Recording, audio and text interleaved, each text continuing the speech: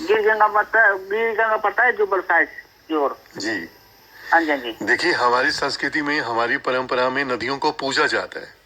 बिल्कुल बिल्कुल और बिल्कुल। गंगा को हम अपनी माँ कहते हैं। कहते हैं कई बार हमारे इधर जो है अस्थि भी विसर्जन करते हैं। जब किसी की जो है मृत्यु हो जाती तो अस्थि को भी विसर्जन करते हैं गंगा में। तो देखो गंगा को हम किस तरह से जो है हम पूजते हैं और मानते हैं।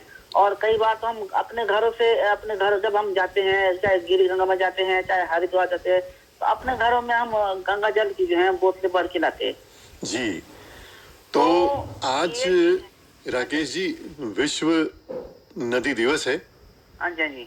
तो नदियों से हम लेते बहुत कुछ हैं और नदियां हमारे जीवन के हर एक काम को निभाती हैं। बिल्कुल। जन्म से लेकर मरण तक ये साथ निभाती हैं। बिल्कुल। लेकिन इन्हें स्वच्छ रखने का प्रयास हमें किस ढंग से करना चाहिए?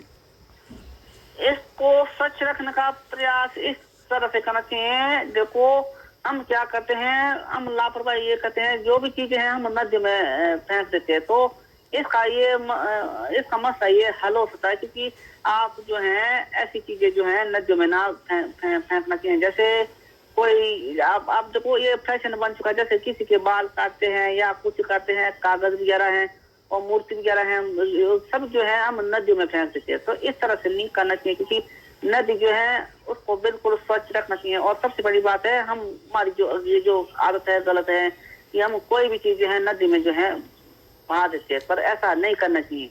अगर हम नदियों को गंगा को माँ मानते तो उसको हमारा फर्ज है, जो यात्री जाते हैं चाहे कहीं से भी लोग आते तो अपना फर्ज निभाओ और जो है नदियों को बिल्कुल साफ रखना चाहिए। लेकिन अब हम बोलते हैं कि सरकार रखेंगे, तो सरकार तो रखेंगे, लेकिन हम ही जो है नदी में जो कुछ ऐसी चीजें फेंक रहे जो प्रदूषण वाली चीजें जो किसी काम की। जी आपका बहुत बहुत धन्यवाद राकेश जी बात करने के लिए।